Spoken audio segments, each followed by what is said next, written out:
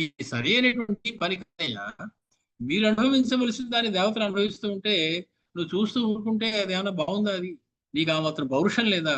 నీకు ఆ మాత్రం నీది నువ్వు తిరిగి అనుభవించాలి, నీ జాతంతా సుఖంగా ఉండాలి అనేటువంటి విజ్ఞత లేదా నీకు? ఇది మనదే. విష్ణుమూర్తి ఖాళీ చేయించేసి మనని అతనికి అప్పచెప్పారు.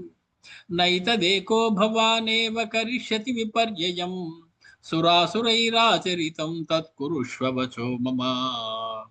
ఈ జరిగిపోయినటువంటి తప్పును సరిదిద్దాలి అంటే ఈ సృష్టిలో నువ్వు ఒక్కడివే సమర్థుడవు, మరణం లేనటువంటి వరం కలిగినటువంటి వాడవు.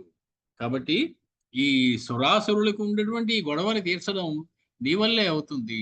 ఎప్పటికైనా సరే లంక మనదే గాని వాళ్ళది కాదు. ఏవ ముక్త దశగ్రీవ ప్రహృష్టేనాంతరాత్మనా చింతయిత్వా ముహూర్తం వై బాఢమిత్యేవ సోబ్రవీ. కాసేపు ఆలోచించాడు రావణాసుడు. ఈ ప్రహస్తుడు చెబుతున్నాడు, మా తాతగారు సుమాలు చెప్తున్నారు లంకా నగరాన్ని ఆక్రమించుకోబోయా అని. తీరా చూస్తే అది నా సోదరుడైనటువంటి కుబేరుని వశంలో ఉంది. నాకు పెద్దవాడైన జ్యేష్ఠ భ్రాత పితృసమహ అటువంటి వాడి మీద నేను యుద్ధానికి వెళ్ళి ఆ లంకా నగరాన్ని ఎలా తీసుకోను అనుకుంటున్నాను. కానీ ఈయన చెప్పింది కూడా బానే ఉంది. ఈ దేవాసురులు అనేటువంటి వాళ్ళకి ఎప్పుడు కూడా గొడవలు మామూలుగా జరుగుతూనే ఉంటాయి కదా. ఒకప్పుడు ఇది మనదే కదా. విష్ణువు చేసినటువంటి పని వల్ల కదా మనం దాన్ని వదిలిపెట్టేసి వెళ్ళిపోవాల్సి వచ్చింది రసాతలానికి. కాబట్టి బాఢం. సరే అయితే బాగుంది, అయితే అలాగే కాదు. సతు తేనైవ హర్షేణ తస్మిన్నహని వీర్యవాన్ వనంగతో దశగ్రీవః సహ తైః క్షణదాచరైః. అనుకున్నాడు బాగుంది అన్నాడు, వెంటనే లేచిపోయాడు ప్రయాణానికి లంకా నగరం మీద యుద్ధానికి. తక్కినటువంటి రాక్షసులందరినీ కూడబెట్టుకొని ఆ అతడు వనంగత త్రికూటస్థః సద్దాదశగ్రీవో నిశాచరః ప్రేషయామాస దౌత్యేన ప్రహస్తం వాక్యకోపితం. త్రికూట పర్వతం ఎక్కి నిలబడ్డాడు. ఈ లంకానగరం త్రికూట పర్వతం మీదే ఉంది. దాని మీద నిలబడ్డాడు మోగ్రమైనటువంటి ఆకారం. నిలబడి ఒక కేక పెట్టాడు తన సోదరుడైనటువంటి కుబేరుడి కోసం. ప్రహస్తుడు ముందుగా ఒక దౌత్య కార్యం ఒకటి చేయాలయ్యా, మనం మాట చెప్పాలి. నువ్వు చేతులు ముడుచుకుని వెళ్ళిపోతావా, మాకు అప్పచెప్పేసి యుద్ధం ఉండదు, తన్నులు తినాల్సి వస్తుంది అనేటువంటి ఒక మాట ఏదో చెప్పాలి ముందు. ధర్మం అది రాజుగా నాకు. కాబట్టి నువ్వు వెళ్ళి కుబేరుడి దగ్గరికి వెళ్ళి దౌత్యం చెయ్యి. దూతగా నువ్వు నా దూతగా నువ్వు కుబేరుడి దగ్గరికి వెళ్ళు అని చెప్పి ప్రహస్తుడిని పంపించాడు. ప్రహస్త శీఘ్రం గచ్చత్వం బ్రూహి నైరుత పుంగవం వచసా మమ విత్తేశం సామపూర్వం ఇదం వచః. ఓ ప్రహస్త, నువ్వు ఆ శీఘ్రం గచ్చ, త్వరగా వెళ్ళు. వెళ్ళి నా మాటగా విత్తేశుడైనటువంటి ధనాధ్యక్షుడైనటువంటి ఆ కుబేరునికి సామపూర్వకంగా మెల్లగా కంగారు పడకుండా ఉండేలాగా మెత్తగా నా మాటగా ఒక మాట చెప్పు. ఇయం లంకాపురి రాజన్. ఓ రాజా కుబేర, ఈ లంకాపురం రాక్షసానాం మహాత్మనా, మహాత్ములైనటువంటి రాక్షసులకు చెందింది. నువ్వు అందులో కూర్చొని ఉన్నావు. త్వయా నివేశిత సౌమ్య నైతద్యుక్తం తవానఘ. రాక్షసులు ఖాళీ చేసి వెళ్ళినంత మాత్రాన నిన్ను ఇందులో కూర్చోబెట్టేశారు, నువ్వు ఆక్రమించుకునేలా చేశారు. నైతద్ యుక్తం, కానీ అది యుక్తమైనటువంటి పని కాదు. ఎందుకంటే ఇది అసలు రాక్షసులకు చెందినది కాబట్టి నువ్వు దీనిలో ఉండడానికి తగిన వాడవు కాదు. తద్భవాని యది నోహ్యద్యదద్యాదతుల విక్రమ కృతా భవేన్ మమ ప్రీతి ధర్మశ్చైవానుపాలిత. నువ్వు ఇప్పుడు నేను అడుగుతున్నాను కదా, నేను ఇన్నాళ్ళు అడగలేదు నాకు కావాలి. ఎవరింట్లోనూ నువ్వు ఉన్నావు, ఎవరు పట్టించుకోలేదు. ఇప్పుడు అసలైనటువంటి ఇంటి యజమాని వచ్చి అడుగుతున్నాడు నేను. ఆ ఇల్లు వాడికి ఇచ్చేసి చేతులుండి నమస్కారం పెట్టి బయటికి వెళ్ళిపోవడం సరి అయినటువంటి పని. అది ధర్మ కార్యము. నువ్వు ఇప్పుడు ధర్మాన్ని పాలిస్తావా అధర్మాన్ని పాలిస్తావా ఆలోచించుకో. నువ్వు ధర్మాన్ని పాలిస్తావని నేను విన్నాను. నువ్వు దేవతాస్వరూపుడివి, ధనాధ్యక్షుడివి, కుబేరుడివి. కాబట్టి నువ్వు నీది కాని ఇంట్లో నువ్వు ఉండడం తగునటయ్యా నీకు అని చెప్పి, నాకు బాగా ఆనందం కలగాలంటే నువ్వు ధర్మాన్ని పాలించి ఇది మాకు అప్పచెప్పేసి బయటికి వెళ్ళి అని చెప్పి ప్రహస్తుడితోటి ఓ కబురు పెట్టాడు. తస్మిన్నహని ప్రహస్తోపదేశాహని వనం త్రికూటస్థో భూ త్రికూటస్థో భూత్వా ప్రహస్తం యూచేన ప్రేషయామాస సతు గత్వా పురీం లంకాం ధనదేన సురక్షితాం అబ్రవీత్ పరమోదారం విత్తపాలమిదం వచః అని చెప్పమన్నాడు రావణాసురుడు. ఆ మాట విన్నటువంటి ప్రహస్తుడు ఆ వనం నుంచి శ్లేష్మాతక వనం అనేటువంటి వనం నుంచి బయలుదేరి లంకా నగరం దాకా వచ్చాడు. కుబేరుడితోటి రావణుడు ఇలా చెప్పమన్నాడు అని చెప్తూ ఉన్నాడు. ప్రేషితోహం తవ భ్రాత్రా, మీ సోదరుడైనటువంటి రావణాసురుడి చేత నేను పంపబడ్డాను, ఆయన యొక్క దూతని. దశగ్రీవేణ సువ్రత, ఓ మంచి వ్రతము కలవాడా, ధర్మం అనేటువంటి వ్రతం కలిగినటువంటి వాడా కుబేర, నీ సోదరుడైనటువంటి రావణాసురుడు నన్ను దూతగా పంపించాడు.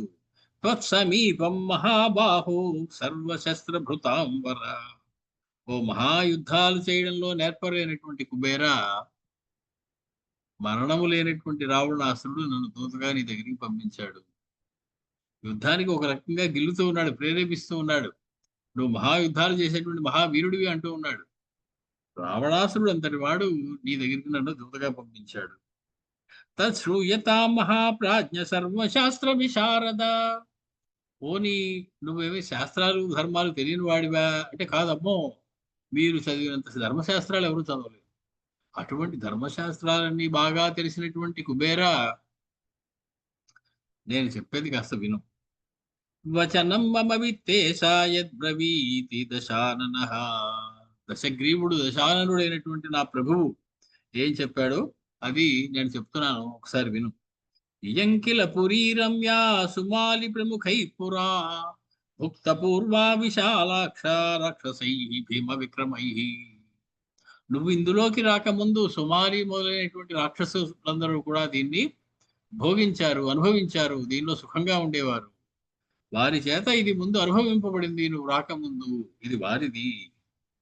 తేన విజ్ఞాప్యతే సోయం సంప్రతం విశ్రవాత్మజ తదేషాం దీయతాం తాత యాచతస్తస్య సామతః.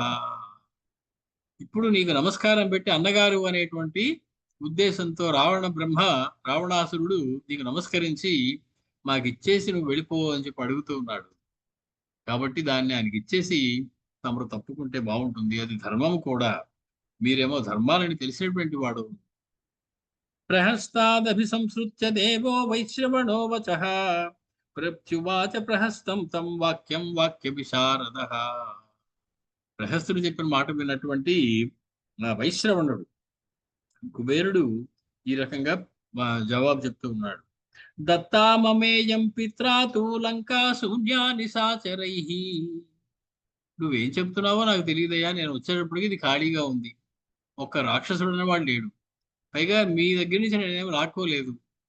బ్రహ్మగారు నాకు ఇది ఇచ్చి నువ్వు ఇదిలో ఉండమన్నారు కాబట్టి నేను ఉంటున్నాను. నివాసితే చ మే యక్షైః దానమానాదిభిర్గుణైః. అనేక మంది యక్షులందరూ కూడా నాతో కలిసి ఇందులో నివసిస్తూ ఉన్నారు చాలా ఏళ్ల బట్టి. ఇన్నాళ్ళ తర్వాత నువ్వు ఇప్పుడు వచ్చి ఇదివరకు మాది మేము ఖాళీ చేసి వెళ్ళిపోయాం కాబట్టి మాకు ఇచ్చేదంటే ఎలా కుదురుతుంది? మిమ్మల్ని తరివేసి నేనే ఇందులోకి రాలా. నేను వచ్చే సమయానికి ఇది పూర్తిగా ఖాళీగా ఉన్న ఇల్లు, నన్ను అందులో ఉండమన్నారు బ్రహ్మగారు, నేను ఉంటున్నాను అనేక మంది యక్షులతోటి. బ్రూహి గచ్చ దశగ్రీవం పురం రాజ్యం చయన్ మమ తవాప్యేతన్మహాబాహు భుంక్ష రాజ్యమకంటకం. మీ రాజ్యం మీకు ఉంది కదా, రసాతలం అంతా మీదే కదా, ఇక్కడికి వచ్చి మీరు ఇక్కడే ఉండాలనే పట్టుదల ఎందుకు మీకు? కాబట్టి ఇది నేను ఇవ్వను, ఇది నాకు బ్రహ్మగారు ఇచ్చారు, మీరు ఇచ్చింది కాదు. నేను వచ్చేటప్పుడు ఇందులో రాక్షసులు గీక్షసులు ఎవరు లేరు, అది మీరంటే నేను ఎలా నమ్ముతాను? కాబట్టి మీ రాజ్యాన్ని మీరు అనుభవించండి, నా రాజ్యంలో నేను యక్షులతో కలిపి నేను హాయిగా ఉంటాను. అవిభక్తం త్వయా సార్ధం రాజ్యం యచ్చాపి మే వసు. మనకి మీకు మాకు వాటాల కోసం గొడవలు దెబ్బలాట్లు భాగస్వామ్యాలు అక్కర్ల. మీకు మహావిశాలమైనటువంటి రసాతలం అంతా ఇచ్చేసారా, నాకేదో ఇంత చిన్న లంకానగరం ఇచ్చారా? అన్నదమ్ముల మధ్య వాటాలు పంచడం అదే పద్ధత? అయినా ఏం పర్వాలేదు, మనం వాటాల గురించి కోరుకోవద్దు, నాకు ఈ చిన్న లంకా రాజ్యం చాలు. ఆ మహావిశాలమైనటువంటి రసాతలాన్ని అందులో నాకు వాటా కావాలని నేను అడగను. మీరు హాయిగా దాన్ని అనుభవించండి. నేను దీనిలో మామూలుగా ఉంటాను నా యక్షులతో కలిసి. అభివాద్య గురుం ప్రాహ రావణస్య యదీప్సితం ఏష తాత దశగ్రీవో దూతం ప్రేషితవాన్ మమ. మొత్తానికి ఏవముక్త్వాధనాధ్యక్షో జగామ పితురంతికం. వెంటనే ఈ మాట చెప్పి అతన్ని పంపించేసి కుబేరుడు బ్రహ్మగారి దగ్గరికి పరిగెట్టాడు. నువ్వే కదయ్యా నాకు ఇచ్చావు అది, ఇప్పుడు వాడు ఎవడో వచ్చి నన్ను ఖాళీ చేసేయమంటాడు, ఏం చేయమంటావు నువ్వు? అదేనా బాగుందా అది? నువ్వు నాకు ఇదివరకు ఇచ్చావు, అందులో నుంచి నేను క్షేమంగా ఉండేలా చూసుకోవాల్సిన పూచి కూడా నీదే కదా అని చెప్పి ఆ బ్రహ్మగారికి నమస్కారం చెప్పి, రావణాసురుడు ఇలాంటి కోరిక కోరాడయా, నన్ను వెళ్ళిపోమంటున్నాడు ఆ లంకానగరం నుంచి, కాబట్టి ఓ దూతను కూడా నా దగ్గరికి పంపించాడు ఈ మధ్య అంటే. బ్రహ్మగారు చూశారు, ఒక చిన్న చిరునవ్వు నవ్వారు. దీయతాం నగరీ లంక. హే, వాడితో పెట్టుకోక బాబు, చాలా ప్రమాదం. దీయతాం నగరీ లంక వాడు అడిగింది వాడికి ఇచ్చేసేయి, లంకా నగరాన్ని వాడికి ఇచ్చేసి ఖాళీ చేసి ఇచ్చేసి ఎందుకు వచ్చిన గొడవని. దీయతాం నగరీ లంకా పూర్వం రక్షో గణోషిత మయాత్రయదనుష్ఠేయం తన్మమా చక్షు సువ్రత. కాబట్టి నేను ఇంకోటి ఏదైనా నీకు చేసి పెడతాను కానీ రావణాసుడితో దెబ్బలాట మాత్రం పెట్టుకోకు సుమా, చాలా ప్రమాదం అది. వాడు అడిగింది వాడికి ఇచ్చేసి పంపించేసేవాడు. బ్రహ్మర్షిస్వేవ ముక్తో అసౌ విశ్రవాముని పుంగవ ప్రాంజలిం ధనదం ప్రాహ శృణు పుత్రవచో మమా.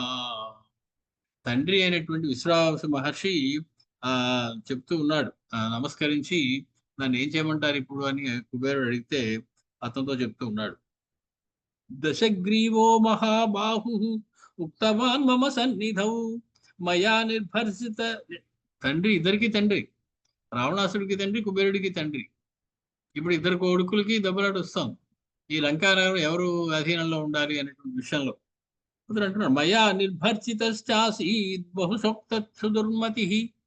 నాకు తెలుసయ్యా రావణాసురుడు ఇలాంటి కోరిక కోరుతున్నాడని, నిన్ను వెళ్ళిపోమంటున్నాడని నాకు తెలుసు. నేను పిలిచి రావణాసురుడిని మందలించాను.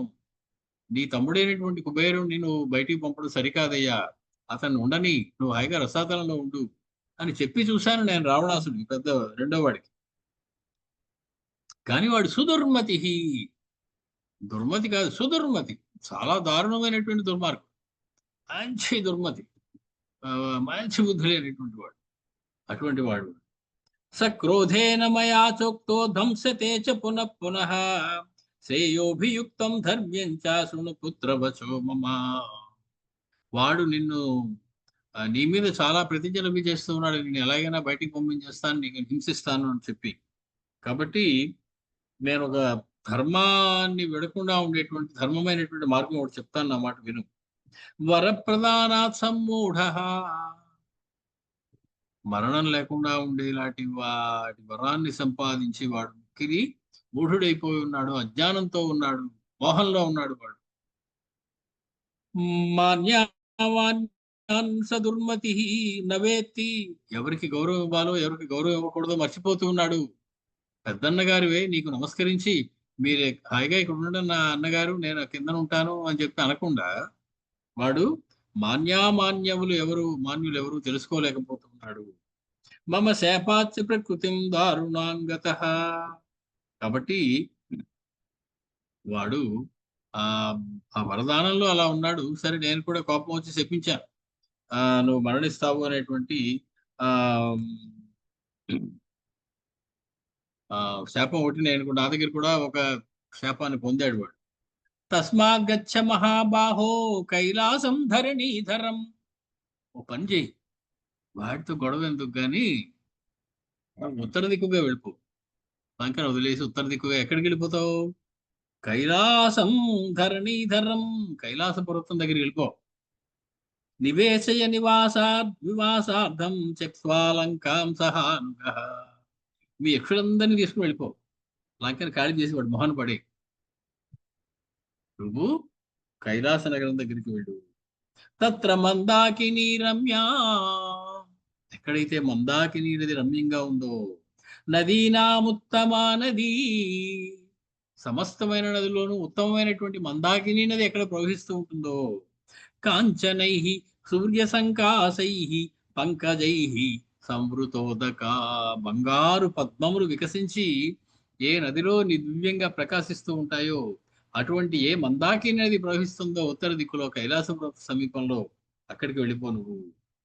తత్ర దేవా కుముదైః ఉత్పలశ్చైవ తధాన్యైశ్చ సుగంధిభిః. అక్కడ అనేకమైనటువంటి పుష్పాలతో కూడినటువంటి మధురమైనటువంటి ప్రకృతి సౌందర్యంతో కూడినటువంటి ప్రదేశం అది. మందాకిని నది ప్రవహించేటువంటి ప్రదేశం కైలాస పర్వతం దగ్గర. తత్ర దేవాః సగంధర్వాః సాప్సరోరగ కిన్నరాః విహారశీలాః సతతం రమంతే సర్వదాశ్రితాః.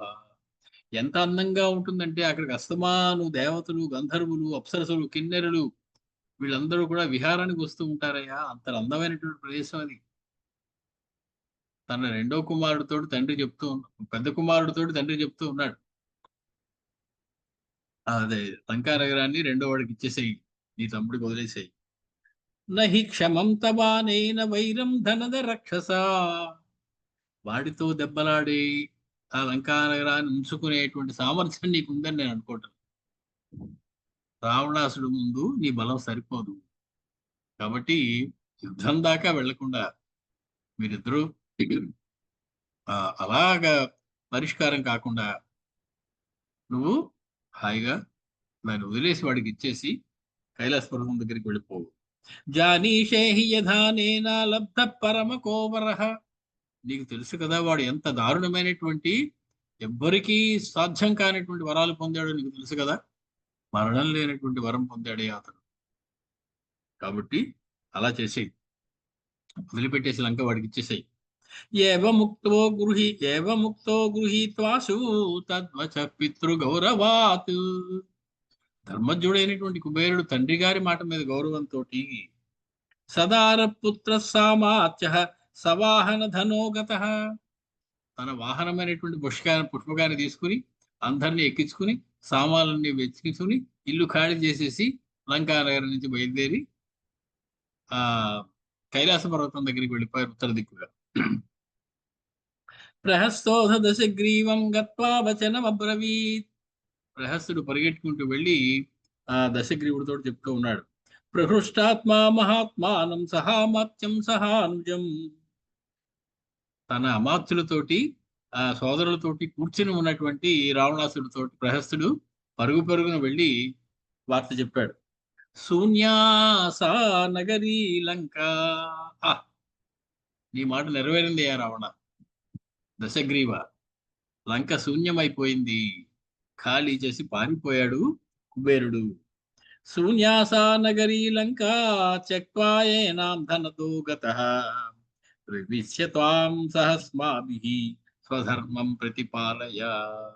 మా అందరితో కలిసి రాక్షసులందరితో కలిసి నువ్వు లంకా నగరంలోకి వచ్చేసే, మళ్ళీ మనం లంకను తిరిగి ఆక్రమించుకుందాం, దాన్ని నీ స్వధర్మంతో నువ్వు పరిపాలించు. స్వధర్మం అంటే రావణాసుడు చెప్పాడు సీతమ్మతోటి, రాక్షసుడికి స్వధర్మం అంటే పరస్త్రీలని అపహరించడం, తపస్సులు చేసుకుంటూ వారిని సంహరించడం, ఇది మా ధర్మం, నేను స్వధర్మం పాలిస్తున్నాం, తప్పే ఉంది అన్నాడు వాడు. కాబట్టి నీ స్వధర్మాన్ని నువ్వు పాలిస్తూ హాయిగా అక్కడ ముందుగా వచ్చే అన్నాడు ప్రహస్తుడు. ఏవ ముక్తో దశగ్రీవః ప్రహస్తేన మహాబలః వివేశ నగరీం లంకాం భ్రాతృభిస్స బలానుగైః. మొత్తానికి సోదరులతో కలిసి కుంభకర్ణుడు, విభీషణుడు, శూర్పణఖ వీళ్ళతో కలిసి రావణుడు దశగ్రీవుడు వివేశ నగరీం లంకా నగరంలోకి ప్రవేశించాడు. ధనధేన పరిత్యక్తాం. ఎటువంటి లంక అది?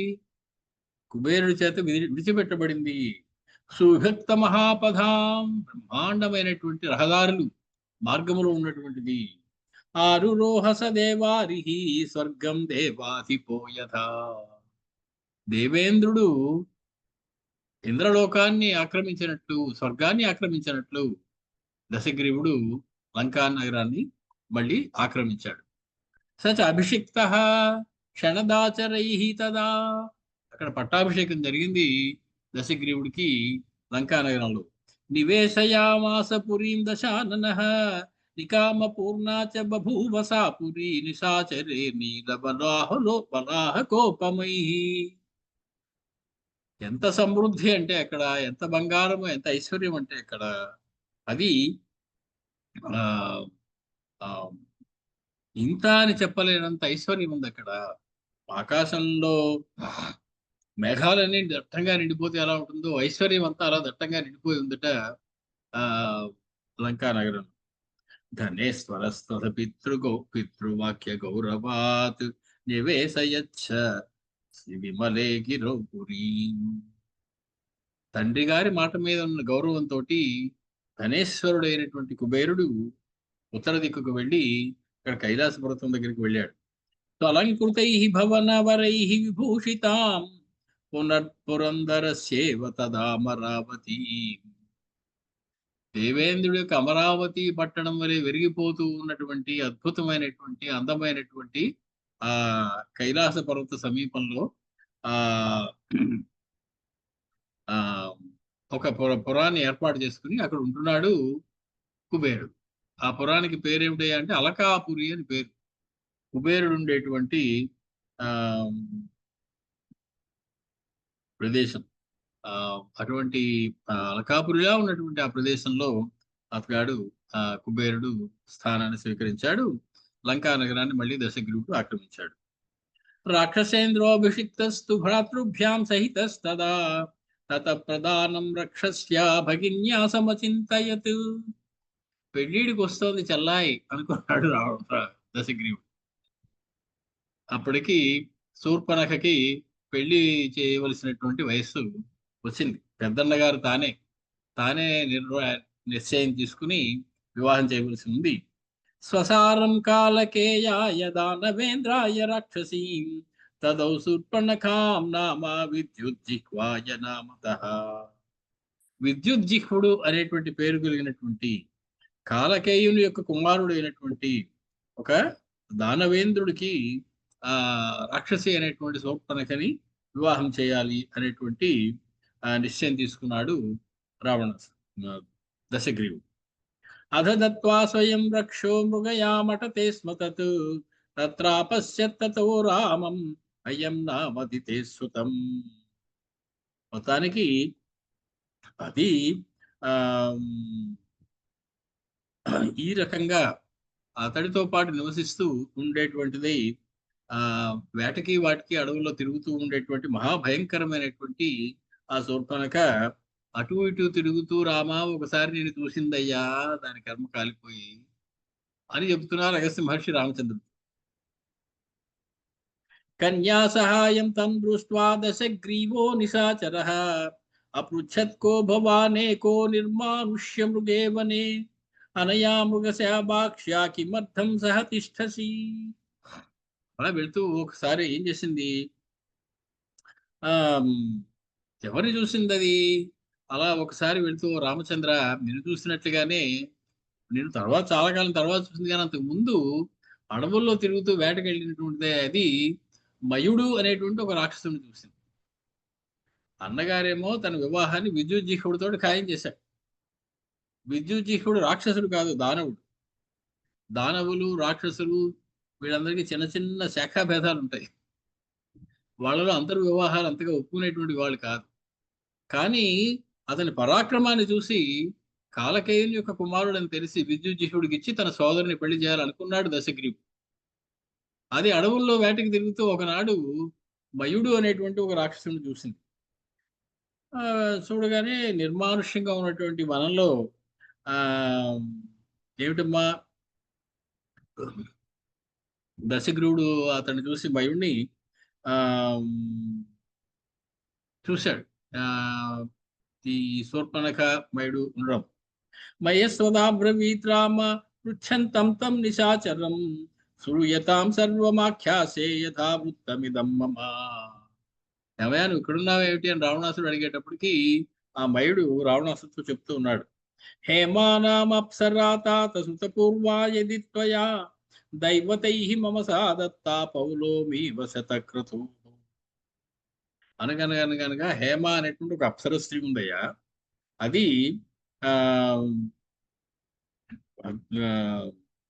దాన్ని నాకు ఇచ్చారు దేవతలందరూ కలిసి, ఆ పౌలోమి అనేటువంటి ఆవిడ.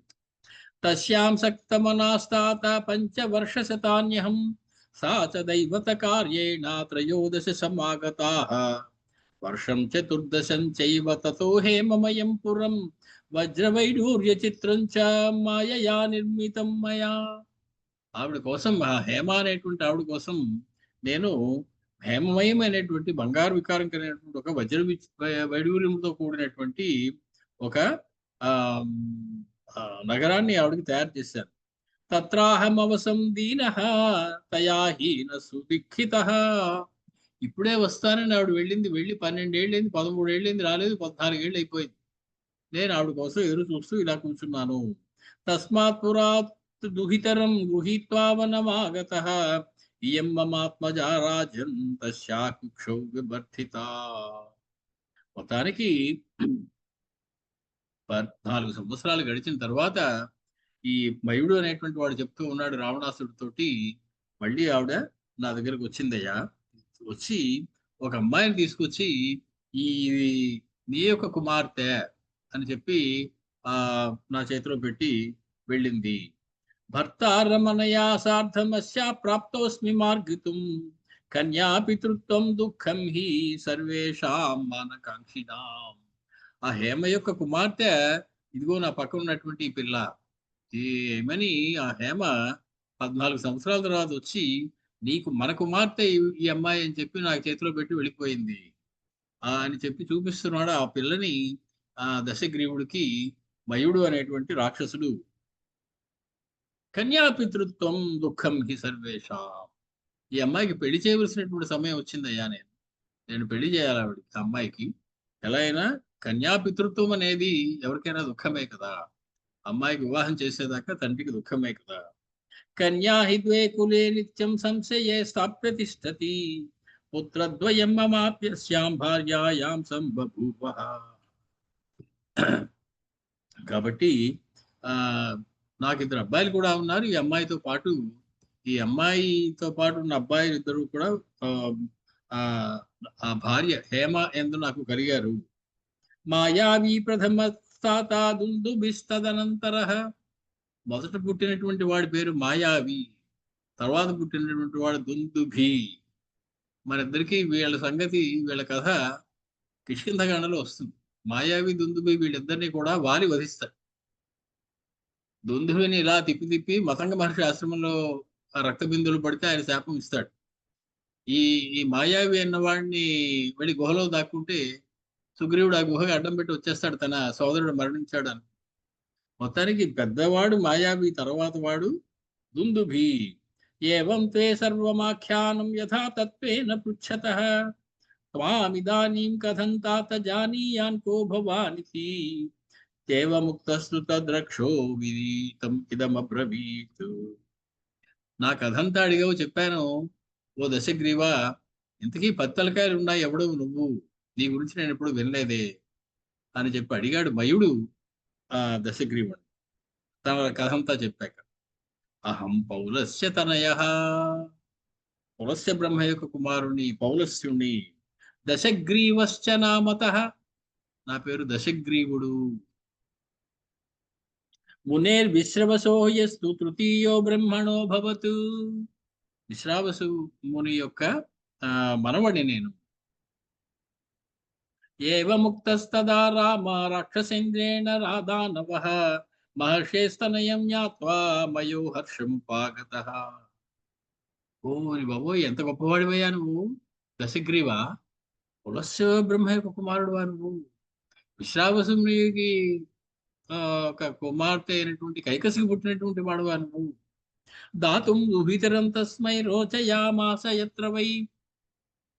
ఇంత అద్భుతమైనటువంటి పరాక్రమం కలిగినటువంటి, ఇంత చరిత్ర ఉన్నటువంటి నీకు ఇదిగో నా కుమార్తెనిచ్చి వివాహం చేయాలందయ్యారా దశగ్రీవ. కరేణ తు కరం తస్యాః గ్రాహయిత్వా మయస్తదా ప్రహసన్ ప్రాహ దైత్యేంద్రో రాక్షసేంద్రమిదం వచః. వెంటనే ఒక చేత్తో అమ్మాయి చేయని, ఒక చేత్తో రావణాసురుడు చేయని, ఒకళ్ళ చేతిలో ఒకళ్ళు పెట్టి చిరునవ్వుతోటి ఇలా చెప్తూ ఉన్నాడు మయుడు. ఇయం మమాత్మజా రాజన్ హేమయా అప్సరసాధృత. ఈ అమ్మాయి ఓ దశగ్రీవ నా భార్య అయినటువంటి హేమ అనేటువంటి ఆవిడకి పుట్టినటువంటిది. మరి పేరు ఉండదా ఆవిడకి? చెప్పు ఆ పేరు. కన్యా మండోదరి నామ.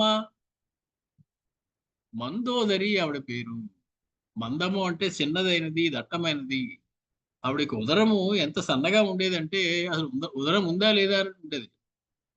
కాబట్టి సన్ననైనటువంటి నడుము కలది మండోదరి, అందముగా ఉండేటువంటి కన్య.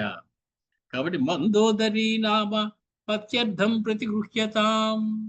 పత్నిగా నువ్వు స్వీకరించవలసింది అని చెప్పి ఒకళ్ళ చేతులు ఒకళ్ళు పెట్టి పాణిగ్రహణం జరిపించేశాడు. మయుడు ఒకనాడు ఏదో తెలియక అరణ్యాలలోకి వెళ్ళినటువంటి రావణాసురుని చూసి వెంటనే అక్కడే సంబంధం కోరిపోయి తన కుమార్తెనిచ్చి పెళ్లి చేసేసాడు. తన చరిత్ర అంతా చెప్పుకున్నాడు. బాఢమిత్యేవ తం రామా దశగ్రీవోऽభ్యభాషత ప్రజ్వాల్య తత్ర చైవాగ్నిం అకరోత్ పాణి సంగ్రహం. అక్కడికక్కడ అగ్నిని ముట్టించి అగ్ని సాక్షిగా పాణిగ్రహణం జరిగిపోయింది. సరే అని హాయిగా వివాహం చేసుకున్నాడు దశగ్రీవుడు మందోదరిని. నహితస్య మయో రామ శాపాభిజ్ఞస్తపోధనాత్ విదిత్వా తేన సా దత్తా తస్య పైతామహం కులం. మొత్తానికి ఆ రావణాసుడికి ఉన్నటువంటి శాపం గురించి తెలియనటువంటి మయుడు తన కుమార్తెను ఆవిడకి ఇచ్చి పెళ్లి చేసేసాడు. ఏమిటా శాపం? విశ్వావసు ముని కైకసికి నువ్వు సంధ్యాకాలంలో వచ్చావు కాబట్టి దారుణమైన బుద్ధి కలగవాడు రాక్షసుడు పుడతాడు నీకు అని శాపం చెప్పేశాడు ఆయన. ఆ విషయం ఈయనకి తెలియదు మయుడికి. దారుణమైనటువంటి బుద్ధి కలిగినటువంటి రాక్షసుడు ఇతడు అని తెలిస్తే తన అమ్మాయిని ఇచ్చేవాడు కాదు మందోదరి. మందోదరి చాలా సాత్వికమైనటువంటి స్వభావం కలిగినటువంటి అమ్మాయి పాప. కాబట్టి అతనికి ఇదివరకు ఉన్నటువంటి విషయం తెలియక, అతని చరిత్ర పూర్తిగా తెలియక రావణాసుడికి ఇచ్చేశాడు, వివాహం చేశాడు మయుడు మందోదరిని. అమోఘం తస్య శక్తించ ప్రదదౌ పరమాద్భుతాం. అంతేకాదు అల్లుడికి ఏదైనా కట్నం ఇవ్వాలిగా. మామ అయినటువంటి మయుడు రాపిడి పెట్టి తాను తయారు చేసినటువంటి శక్తి అనేటువంటి ఒక ఆయుధాన్ని ఇచ్చాడు. ఈ శక్తి ఆయుధాన్నే లక్ష్మణుడికి మూర్ఛ కలిగజేసింది. ఇది ఎవరిచ్చారయ్యా ఆ శక్తిని రావణాసుడి కంటే? మయుడు ఇచ్చాడు వివాహ సమయంలో కట్నంగా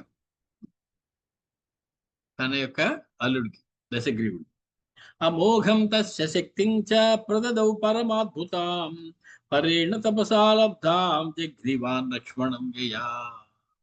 పరమమైనటువంటి తపస్సులు చేసి మయుడు సంపాదించినటువంటి ఆ శక్తి అనేటువంటి ఆయుధాన్ని దశగ్రీవుడికి ఇచ్చాడు. రామచంద్ర, అది కదా నీ సోదరుడైనటువంటి లక్ష్మణ స్వామికి తగిలి మూర్ఛని కలగజేసింది అని చెప్తూ ఉన్నాడు అగస్త్య మహర్షి రామచంద్రుడితో.